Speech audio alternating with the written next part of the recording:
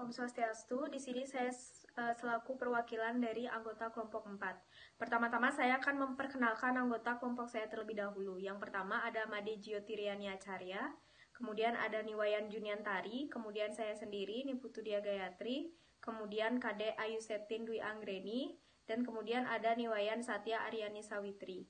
Pada kesempatan kali ini kami akan mempresentasikan hasil kerja dari kelompok kami, yaitu menyelesaikan program linier dengan metode simplex. Untuk soal pertama, PT Unilever bermaksud membuat dua jenis sabun, yakni sabun bubuk dan sabun batang. Untuk itu dibutuhkan dua macam zat kimia, yakni A dan B. Jumlah zat kimia yang tersedia adalah A sama dengan 200 dan B sama dengan 360 kg. Untuk membuat 1 kg sabun bubuk diperlukan 2 kg A dan 6 kg B. Untuk membuat 1 kg sabun batang diperlukan 5 kg A dan 3 kg B. Bila keuntungan yang akan diperoleh setiap membuat 1 kg sabun bubuk sama dengan $3, sedangkan setiap 1 kg sabun batang sama dengan $2, berapa kilogram jumlah sabun bubuk dan sabun batang yang sebaiknya dibuat?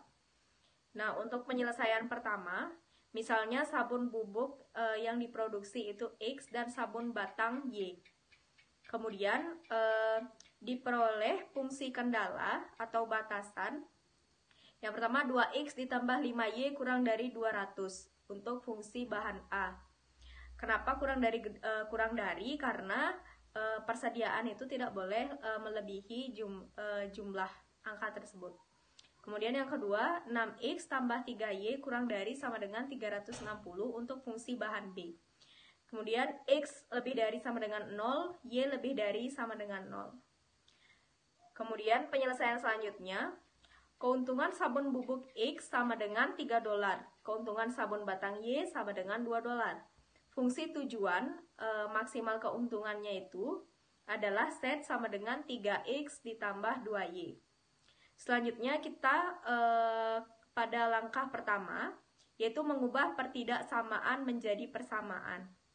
Yang pertama itu 2X ditambah 5Y, kita tambahkan dengan sesuatu, yaitu 2X ditambah 5Y ditambah A sama dengan 200.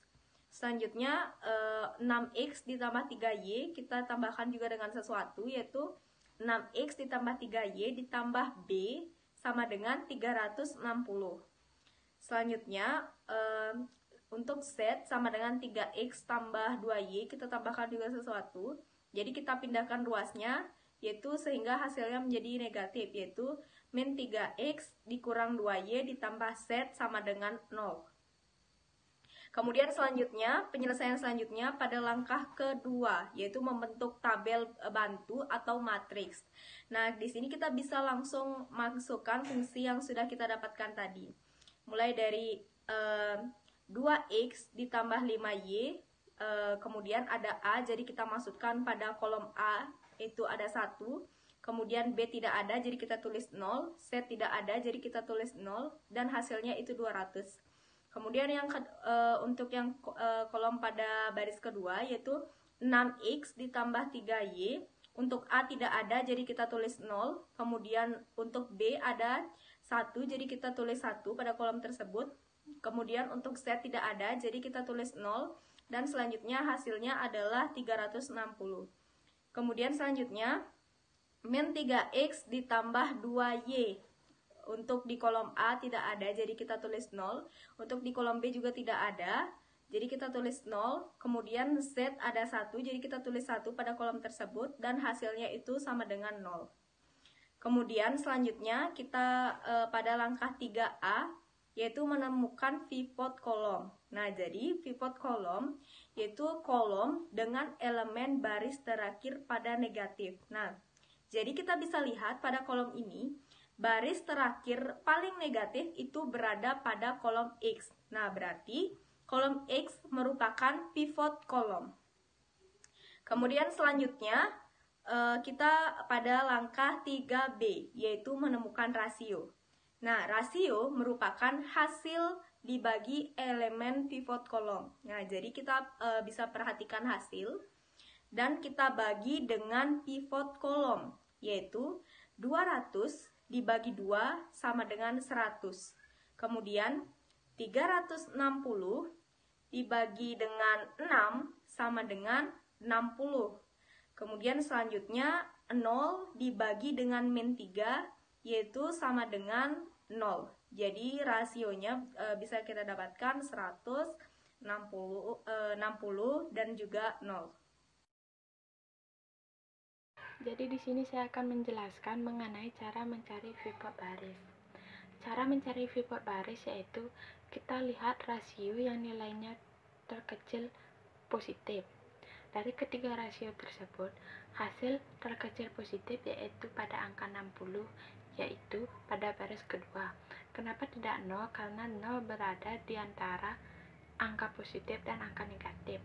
Jadi, V-port baris itu terletak pada baris kedua. Selanjutnya langkah 3D yaitu menemukan V-port elemen. V-port elemen adalah perpotongan antara V-port kolom dan V-port baris yaitu terletak pada angka 6. Selanjutnya langkah 4A yaitu lakukan transformasi baris.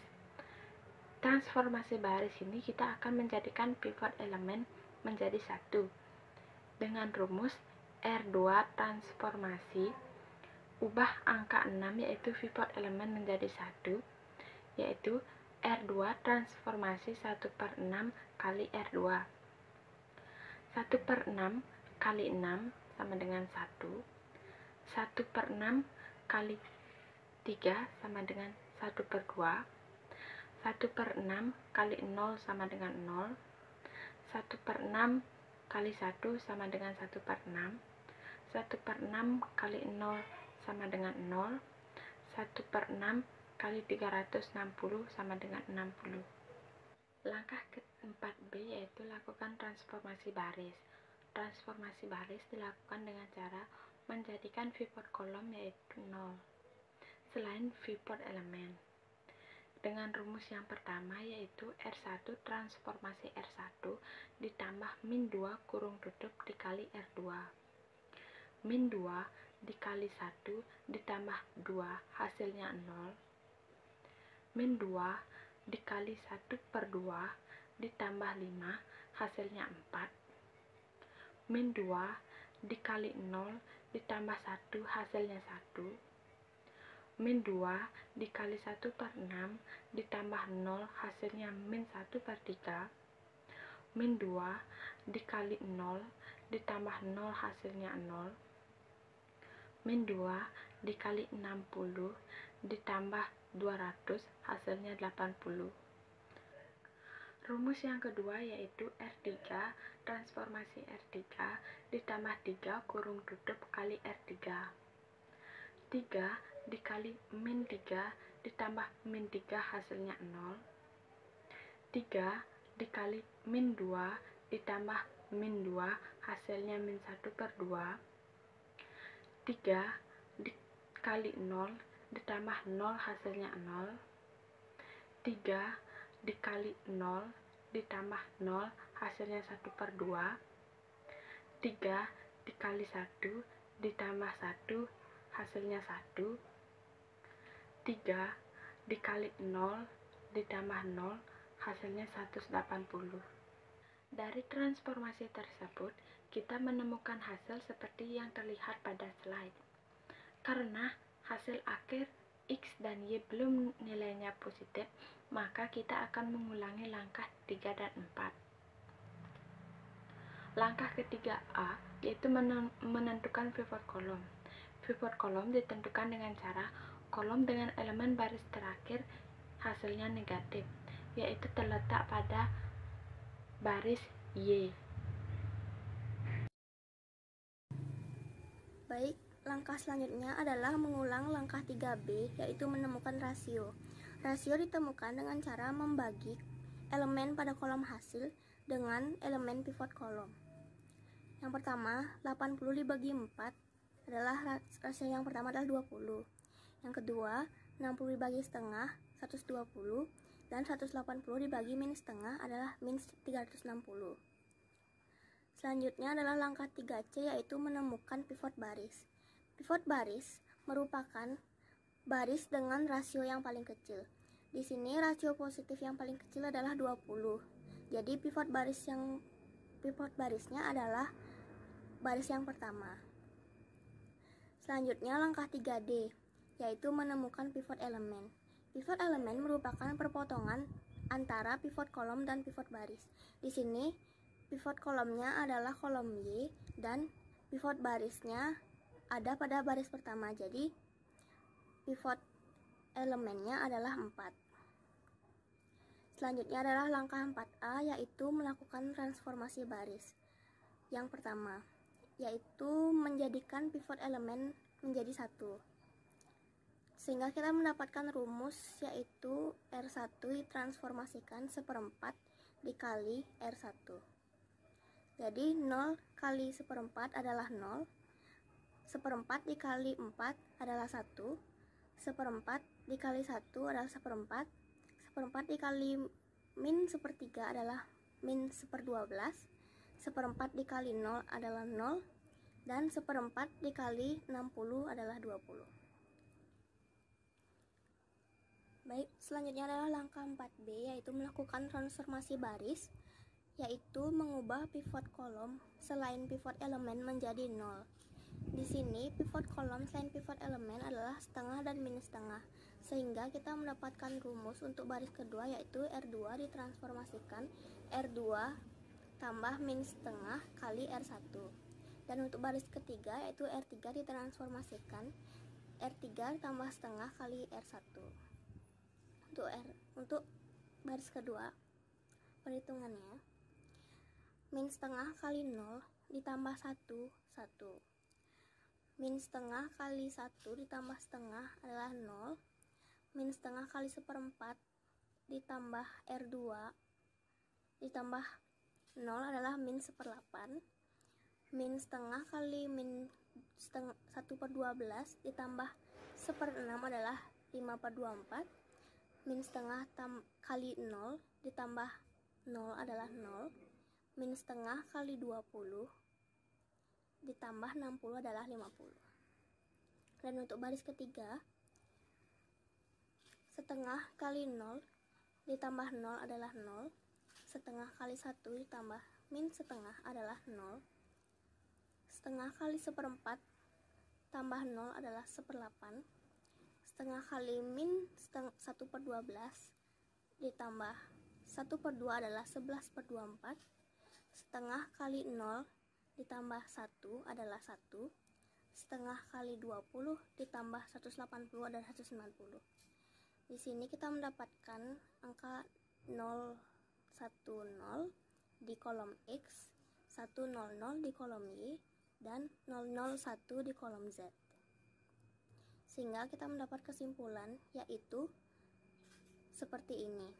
Jadi, keuntungan maksimalnya adalah $190 dengan jumlah sabun bubuk sebanyak 50 dan sabun batang sebanyak 20. Soal 2. Seorang pembuat kue mempunyai 8 kg tepung dan 2 kg gula pasir. Ia ingin membuat 2 macam kue, yaitu kue dadar dan kue apem. Untuk membuat kue dadar dibutuhkan 10 gram gula pasir dan 20 gram tepung. Sedangkan untuk membuat sebuah kue apem dibutuhkan 5 gram gula pasir dan 50 gram tepung. Jika kue dadar dijual dengan harga Rp300 per buah dan kue apem dijual dengan harga Rp500 per buah, tentukanlah pendapatan maksimum yang dapat diperoleh pembuat kue tersebut. Penyelesaian. Misalkan kue dadar adalah X dan kue apem adalah Y, lalu dibuatkan dalam bentuk tabel, di mana kolom 1 yaitu produk, kolom 2 yaitu gula pasir, kolom 3 yaitu tepung. Baris pertama pada produk yaitu kue dadar, gula pasir 10 gram, tepung 20 gram. Pada baris kedua, produk yaitu kue apem, gula pasir 5 gram, tepung 50 gram. Baris ketiga persediaan, gula pasir 2 kg, dirubah menjadi gram, hasilnya 2000 gram. Tepung 8 kg, dirubah menjadi gram, hasilnya 8000 gram. Diperoleh fungsi kendala atau batasan. 10x ditambah 5y kurang dari sama dengan 2000, dan 20x ditambah 50y kurang dari sama dengan 8000.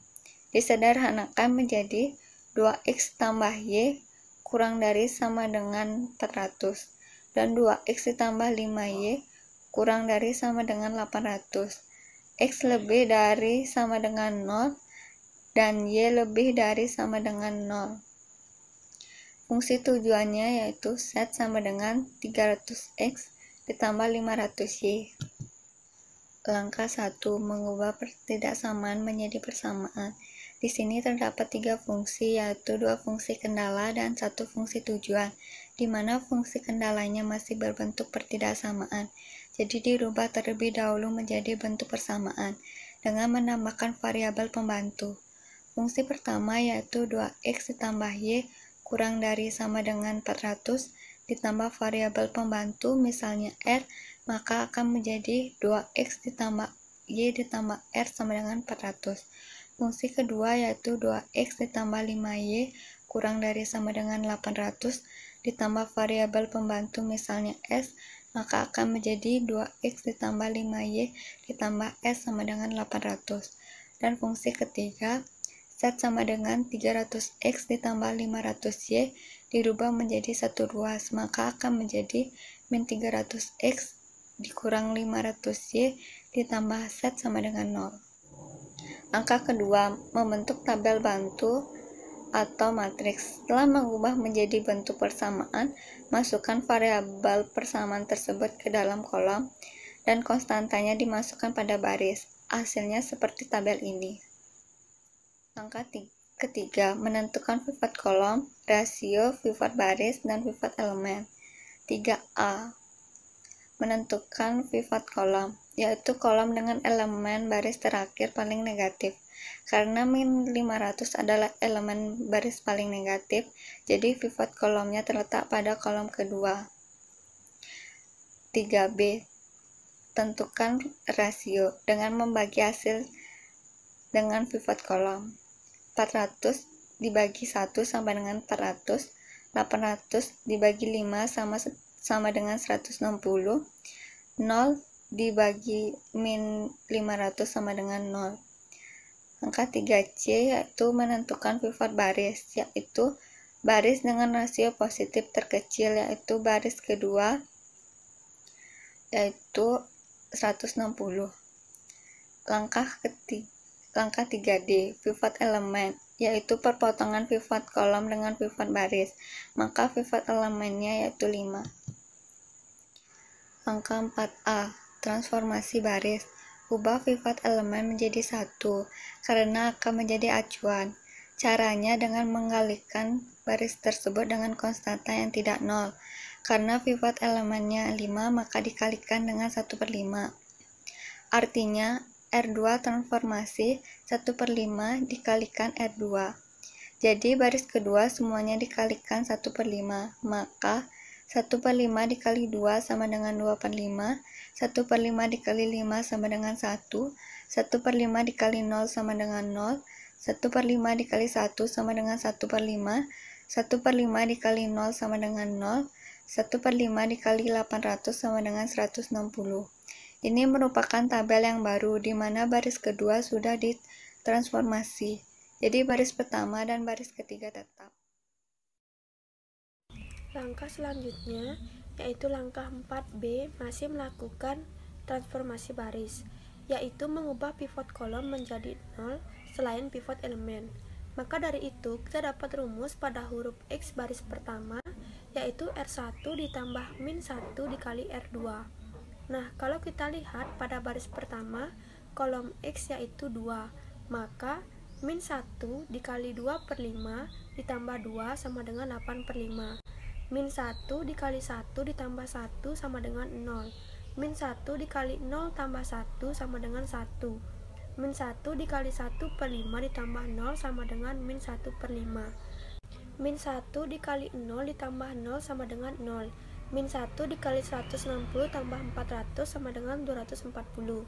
Oke, pada baris pertama kita sudah mengubahnya.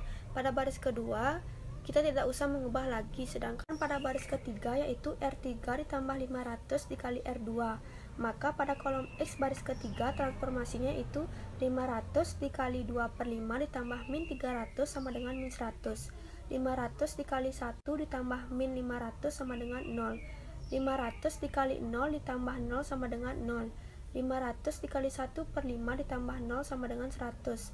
500 dikali 0 tambah 1 sama dengan 1.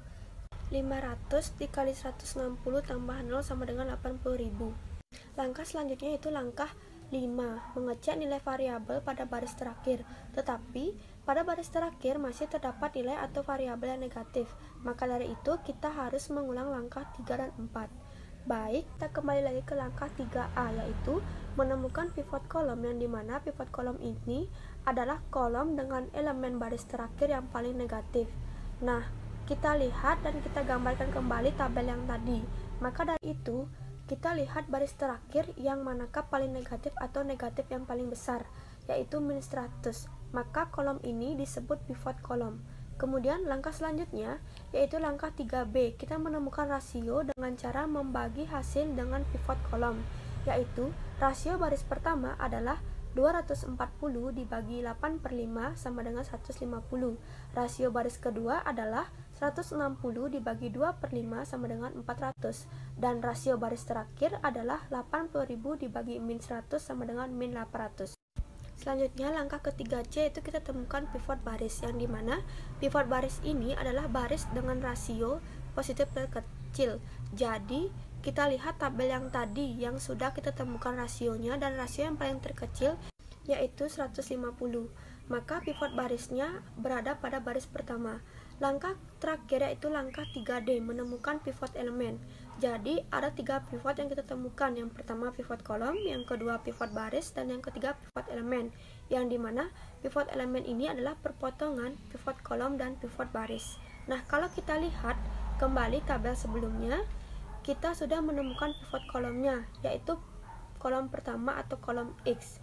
Kemudian kita juga sudah menemukan pivot barisnya, yaitu baris pertama. Maka kita sudah menemukan perpotongannya antara garis merah dengan garis biru, yaitu pivot elemennya 8/5. Baik, langkah selanjutnya itu langkah 4, melakukan transformasi setelah kita menemukan pivot-pivot tersebut. Kita masuk ke langkah 4A, yaitu pivot elemen jadikan 1. Jadi pivot elemen kita tadi adalah 8/5, dan pivot barisnya kita beri garis warna biru. Kenapa kita beri tanda garis warna biru? Karena ini adalah operasi baris yang kita nanti pakai sebagai patokan atau acuan. Jadi kita lihat pivot elemen kita masih 8/5, dan kita akan mengubah agar menjadi 1.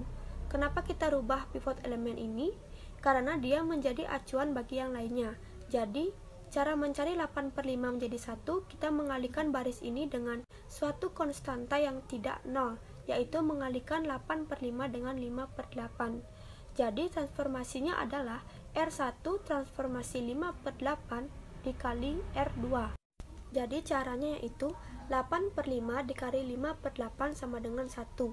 0 dikali 5/8 sama dengan 0. 1 dikali 5/8 sama dengan 5/8. Min 1/5 dikali 5/8 sama dengan min 1/8. 0 dikali 5/8 sama dengan 0.